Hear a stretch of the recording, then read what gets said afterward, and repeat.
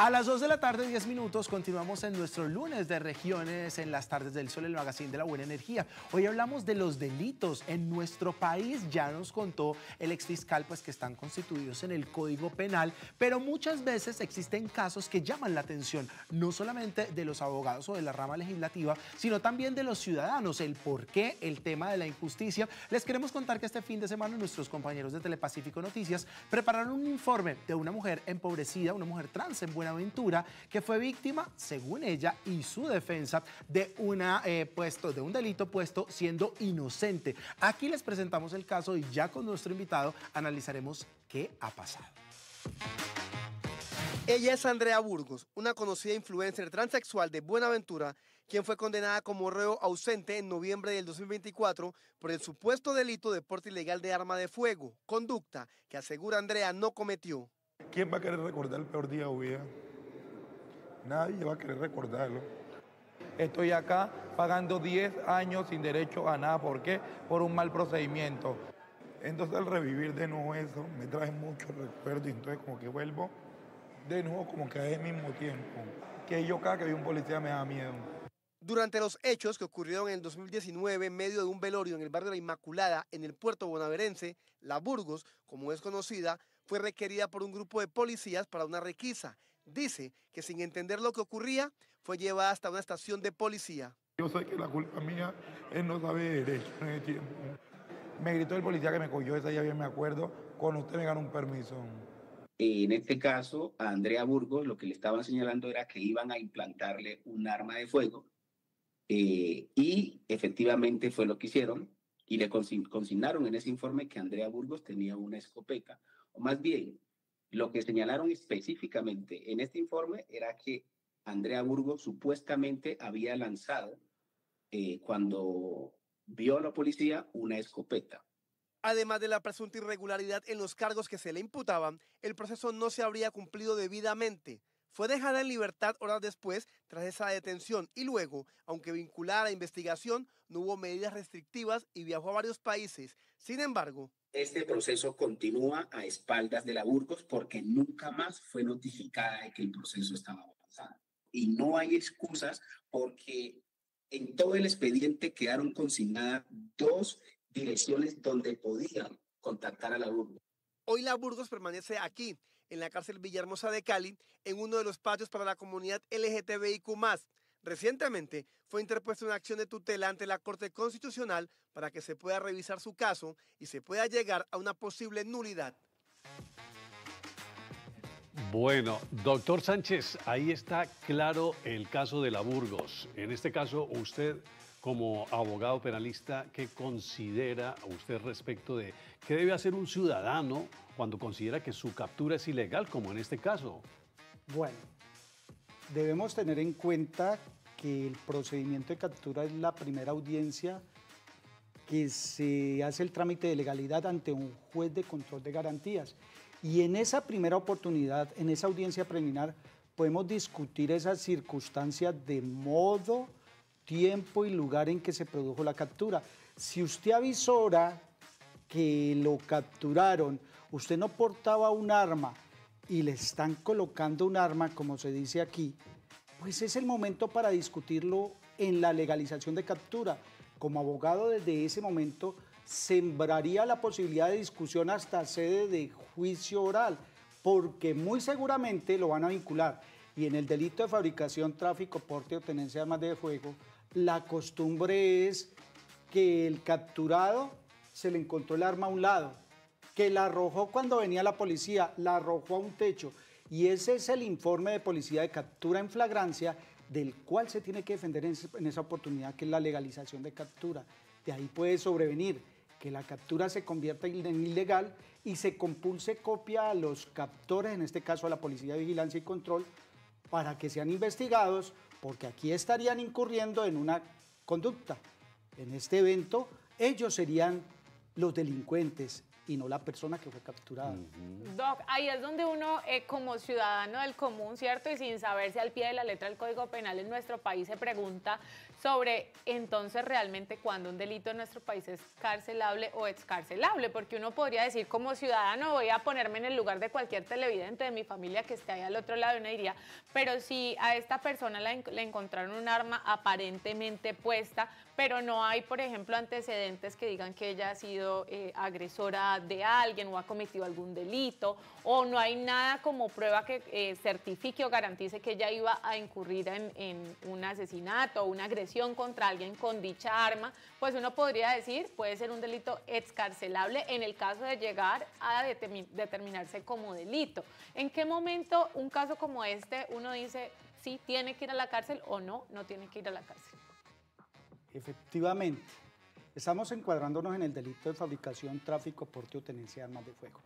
Pero miremos el presupuesto objetivo para hablar de afectación de la libertad. Empecemos diciendo, la libertad es una garantía fundamental, constitucional, que solo puede ser afectada de manera excepcional. Partiendo de esa afectación excepcional, podemos discutir si se afecta o no. Bien, un presupuesto, un requisito objetivo es que puede ser afectada la libertad de una persona si la conducta por la cual está siendo investigada tiene una pena cuyo mínimo es superior a 4 años. Pero nos encontramos en este evento con el delito de fabricación, tráfico, porte o tenencia de armas de fuego que contempla una pena cuyo mínimo parte de 9 años. Entonces ya tenemos el presupuesto objetivo superado porque es superior a 4 años. Ahora tendríamos que revisar gravedad y modalidad de la conducta. Para todos los efectos, las conductas contenidas en el Código Penal son graves, pero cada persona que comete una conducta pues tiene unas aptitudes diferentes, entonces eso se debe verificar ante el juez. No tiene antecedentes penales. Si llegase a ser condenado sería un delincuente primario. Se le puede dar la oportunidad. Recordemos, partiendo de ese principio, que la afectación de la libertad tiene un carácter excepcional. No tiene antecedentes penales. No es necesario afectar la libertad. ¿Por qué? Porque encontraríamos esos fines a la restricción de la libertad que ya los conocemos, que es el riesgo de obstrucción a la justicia, el peligro para la comunidad, peligro para la víctima y el riesgo de no comparecencia.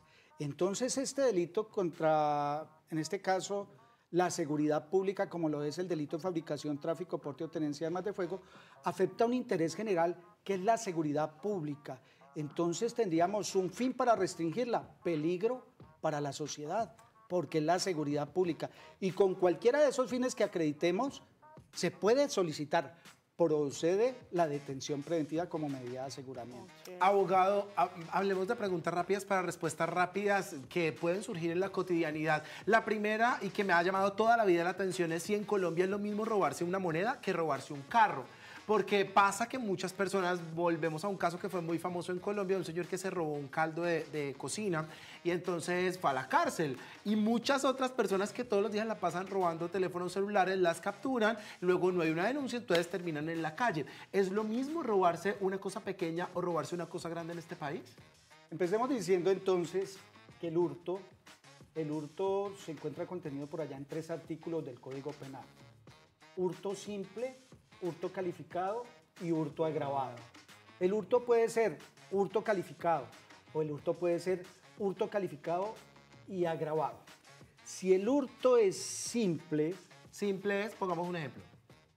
Me apodero de algo tuyo, me hurto... El celular. El celular es una circunstancia de agravación punitiva porque es un medio de comunicación. Me le robé la blusa. Me hurté tu camisa, por decirlo así. No te queda buena, pero dale. Me hurté tu camisa. Entonces, eso es un hurto. Claro, me estoy apoderando de cosa mueble ajena, pero mira la lesión o puesta en peligro de lesión al bien jurídico, que es el patrimonio económico. Puede ser una camisa de $5.000, pero a usted no lo voy a afectar de tal manera que le vaya a lesionar y le vaya a causar un detrimento irreparable al bien. ¿Me puede permitirle alguna pregunta allí con eso? Pero si yo le robé una camiseta con un arma...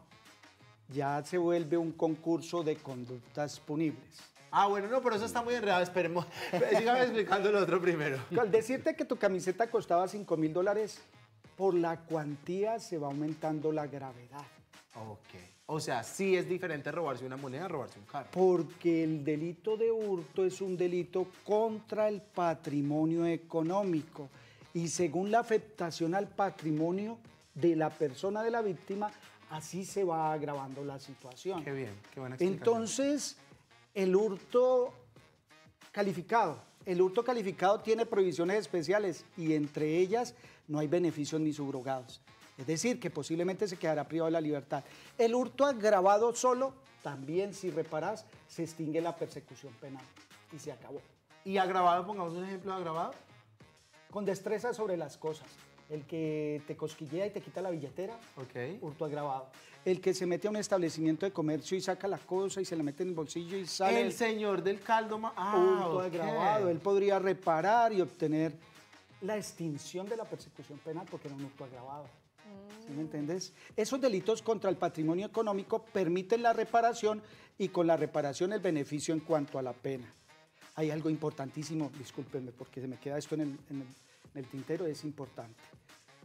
Aquí las penas contenidas en el Código Penal no son penas que se van a aplicar a rajatabla, son penas simbólicas, todas y para todos los delitos.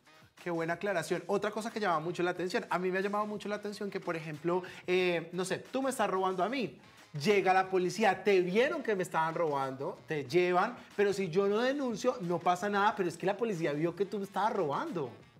Y luego queda en libertad porque supuestamente la otra persona no. Pero es que ¿qué más prueba que la policía estaba allí, lo vio, fue partícipe? Lo que pasa es que el hurto es una conducta querellable y solo la víctima podrá poner en conocimiento ante la fiscalía para que se adelante la persecución penal.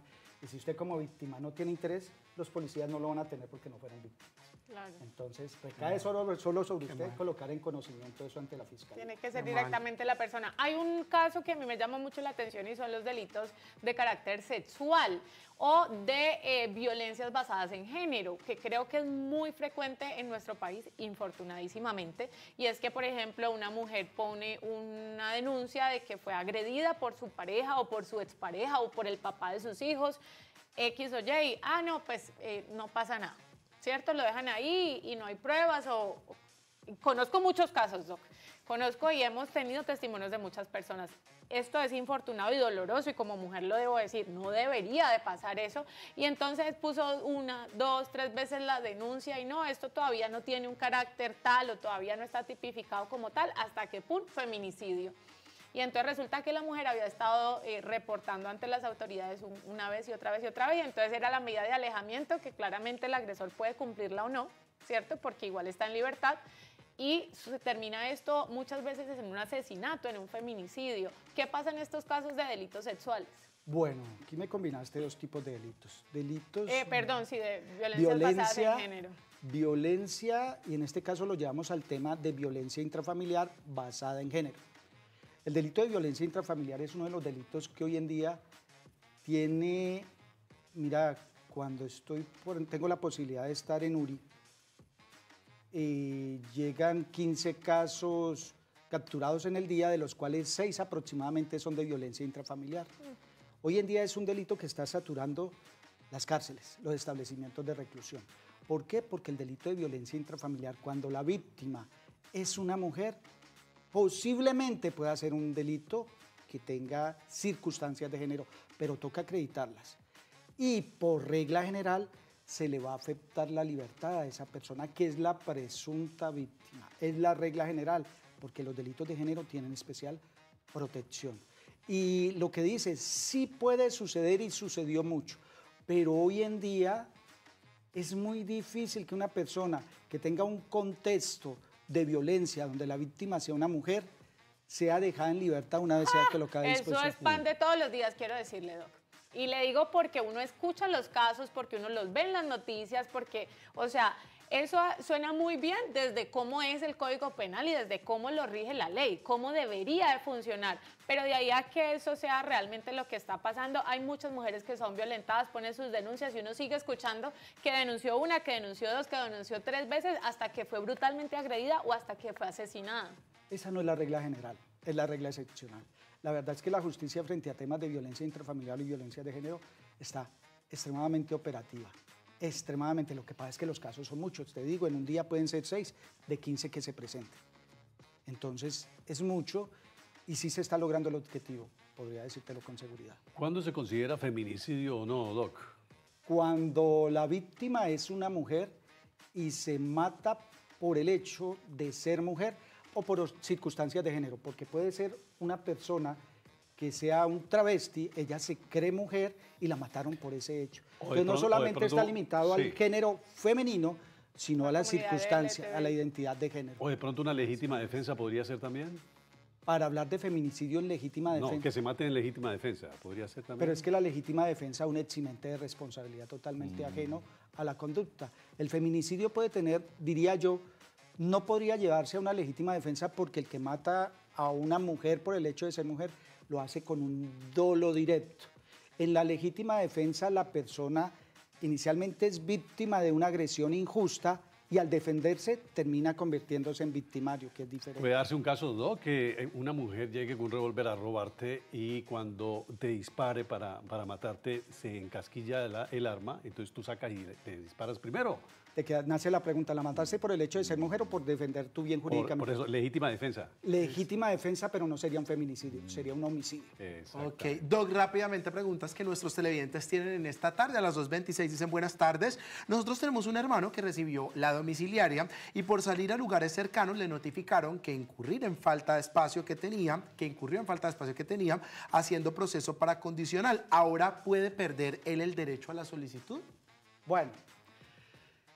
La prisión domiciliaria es un beneficio que se le otorga a la persona cuando haya cumplido el 50% de la pena y no puede salir del lugar donde se fije la prisión domiciliaria. Si sale de ahí puede revocársele y devolvérselo a la prisión en establecimiento de reclusión.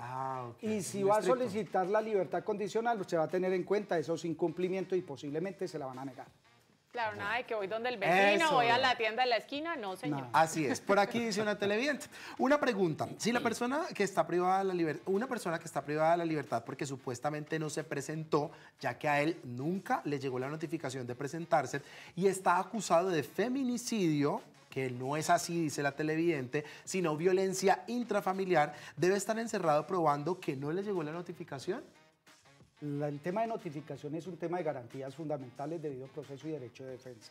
Si este señor puede acreditar que no fue debidamente notificado, debe proponer la nulidad frente a la afectación de la libertad, porque si la afectación de la libertad se fundó en el riesgo de no comparecencia, pues no hay un sustento legal para decir que él no compareció porque no fue notificado. ¿Eso es como las fotomultas? Es igual. Si no se acredita que al que se le colocó la fotomulta es a quien se le va a poner la multa, es igual, pero con un criterio más fundado. No, pues claro. Bueno, pues Doc, muchísimas gracias por habernos acompañado el día de hoy. Qué interesante es la rama judicial en nuestro país y por desconocimiento muchas veces estamos involucrados como víctimas o como victimarios y por desconocimiento pues existen procesos como el del primer caso que vimos, que es un proceso de fondo. El doctor aquí analizaba mientras pasaba el caso de la Burgos y qué bueno que podamos tener esta consulta hoy, Doc. Buena energía, muchas gracias. Buena energía, Doc. Buena energía, Doc. Muchas gracias. Gracias.